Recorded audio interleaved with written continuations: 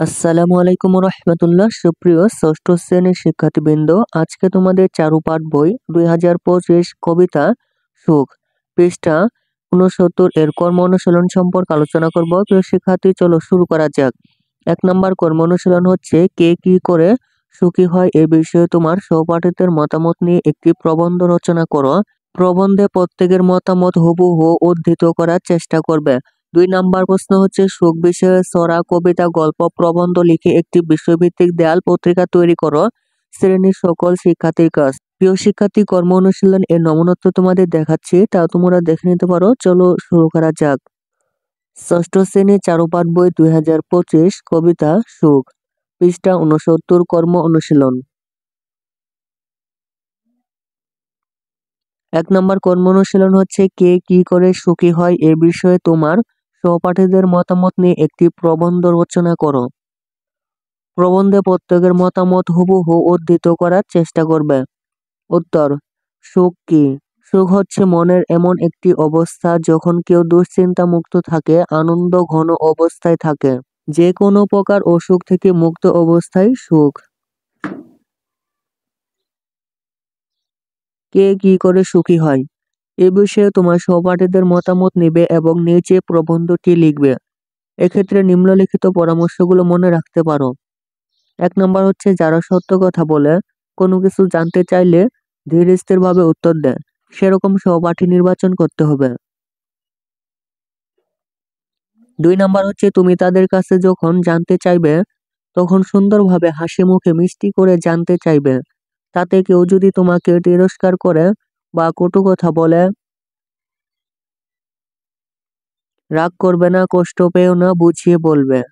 মনে রাখবে যে কোনো ভালো কাজ করতে চাইলে সাহস, ধৈর্য, সহনশীলতা, সহমর্মিতা, সমানুবর্তিতা, মানবতাবোধ ইত্যাদি গুণ আয়ত্ত করতে হয়। আমি ষষ্ঠ শ্রেণীতে পড়ছি। সুখ কবিতাটি পড়ে কে কি করে সুখী হয় তা জানার দারুণ কৌতূহল হলো আমার। আমি প্রথমে আমার নিজের কথা ভাবলাম, কি করে আমি সুখী হই। পরে ভাবলাম আমার সহপাঠীদের কাছে বিষয়টি জেনে দেখি। কিন্তু কার কাছে জানতে চাইবো? সবার কাছে না, কয়েকজনের কাছে জানলেই হবে। 10 জনের তালিকা করলাম যারা স্পষ্ট কথা বলে, ফাঁকি দেয় না, মিথ্যা বলে না, স্কুল কামাই করে না। এছাড়া এরা ক্লাসে মনোযোগী, পরীক্ষায় ভালো করতে তৎপর এবং স্কুলে নানা রকম অনুষ্ঠানে অংশ নেয়। আমার চেয়েও অনেক ভালো করে। আমি তাদের ভালোবাসি, বন্ধু ভাবি। যাদের তালিকা করলাম তাদের 2টি দলে ভাগ করে নিলাম। 2 দিন টিফিন পিরিয়ডে কথা বলবো বলে ওদের জানালাম। তারাও রাজি হলো। আমি তাদের মানসিক প্রস্তুতি নিয়ে আসতে বললাম। আমিও তৈরি হলাম। পরদিন সময় মতো 5জনকে নিয়ে বসলাম। আমি আমার প্রশ্ন করলাম।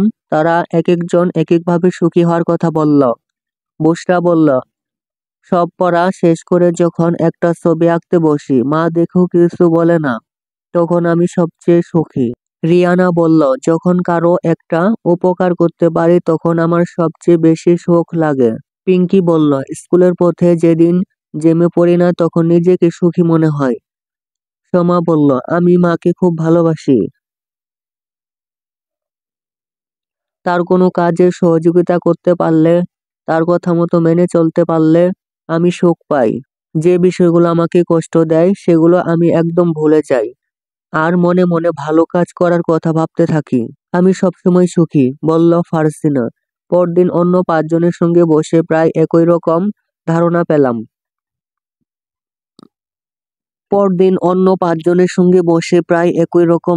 পেলাম। তারপর সবাই একসঙ্গে বসে আলোচনা করে বিজ্ঞের মতো আমি বললাম, মনে সুখী বড় সুখ। সবাই আমাকে থামিয়ে দিয়ে সমস্বরে বলে উঠল, পরের কারণে স্বার্থ দিয়া বলি, এ জীবন মন সকলই দাও, তার মতো সুখ কোথাও কি আছে? আপনার কথা ভুলিয়া যাও।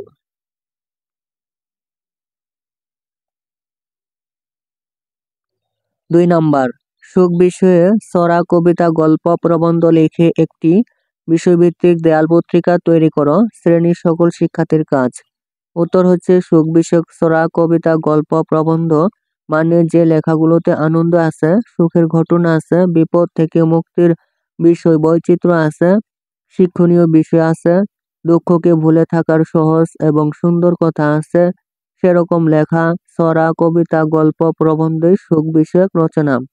প্রিয় শিক্ষার্থী, এই ছিল তোমাদের ষষ্ঠ শ্রেণীর চারুপাঠ বই কবিতা সুখ কর্ম অনুশীলন পৃষ্ঠা 69 এর নমুনোত্তর। প্রিয় শিক্ষার্থী, পরবর্তী পর্বে আমরা বহু নির্বাচনী প্রশ্নের নমুনোত্তর সম্পর্কে আলোচনা করব। প্রিয় শিক্ষার্থী, পরবর্তী পর্বের জন্য চ্যানেলটির প্লেলিস্ট চেক করতে পারো। প্রিয় শিক্ষার্থী, তুমি যদি আমার চ্যানেলটি এখনো সাবস্ক্রাইব করে না থাকো তাহলে আর দেরি না করে এখনই চ্যানেলটি সাবস্ক্রাইব করে পাশে থাকতে পারো। ধন্যবাদ।